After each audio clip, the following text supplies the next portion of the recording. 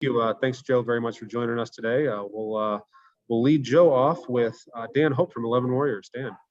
Hey, Joe, just, being 1 year into the program now, just where do you feel like you've grown the most over the past year, and what do you feel like, you'll have an opportunity to do this season? Yeah, the biggest thing I think I've developed and improved on was blocking, because coming out of high school, I didn't really do much inline blocking. I pretty much played receiver. I was flex out all the time. So definitely blocking, and I have to get better at that, still continue to grow in that aspect. All righty, next up, let's go to Nathan Baird. Nathan. I just kind of wanted to expound on that a little bit, Joe. Coming in as a guy who has more of a receiver background and then having to become a Big Ten tight end. I mean, what was maybe the biggest eye opener for you that first year or the first weeks or months on campus or with the team, as far as how big of a gap there was for you? Kind of funny story. Like very first practice, I was trying to cut off Zach Harrison, and he probably pushed me back like 10 yards in the backfield. And that's when I kind of realized I had to get my weight up, get stronger, and kind of get better in the blocking aspect. All righty, let's go next to Austin Ward. Austin. Joe, a lot of what you're describing with getting bigger physically, getting more solid as a blocker, sounds exactly like what Jeremy went through when he got here.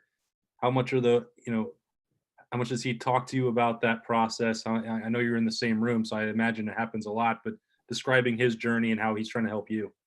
Yeah, Jeremy's technically like my big brother, so I look up to him in a lot of ways, and he always helps me through things. And he's given me different ideas to help me gain weight, get stronger in the weight room, like tell me what his meal plan is, what he prepares, and that's definitely helped. So yeah, I look up to him, and he's been helping me through that.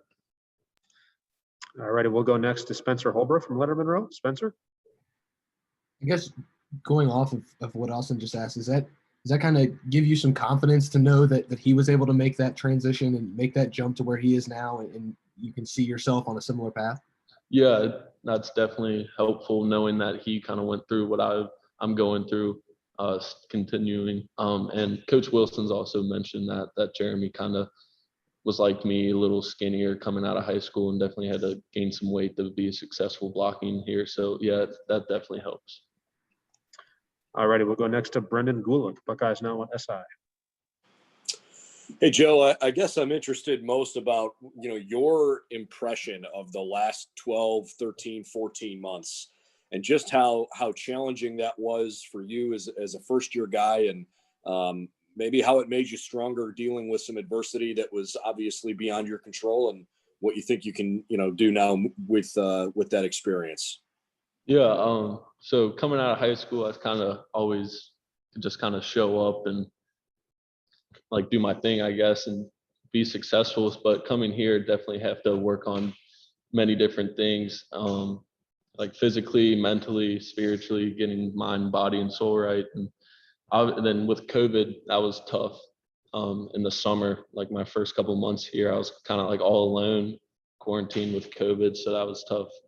Getting used to things and having when it's not being normal. So definitely that, and just kind of getting the hang of how Coach Mick is and like what they expect in the weight room, and also like Coach Wilson out on the field.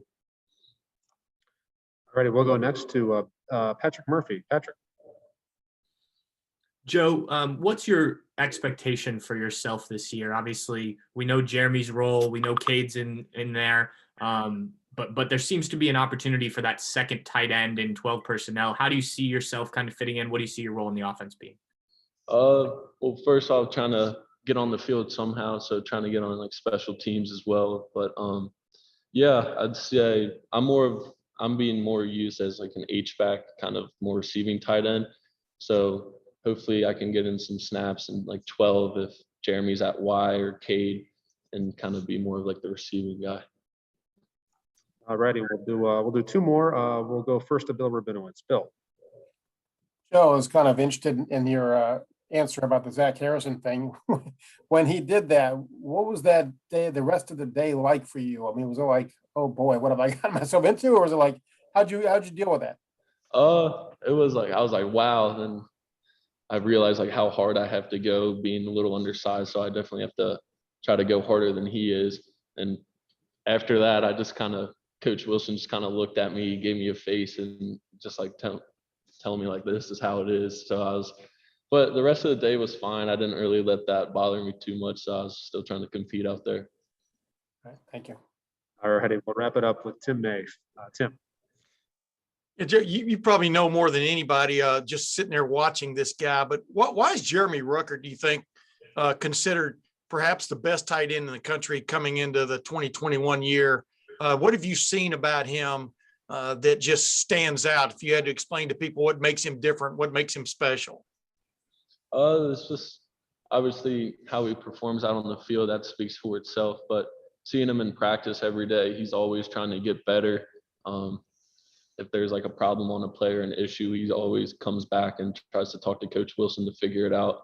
And just all the little things, like he's always in the training room, getting his body right, eating right, and just trying to stay healthy. And he's just a good guy, just all around. Thanks, man. All right, awesome. Joe, thank you so much for your time. Really appreciate it today. Yeah, thank you.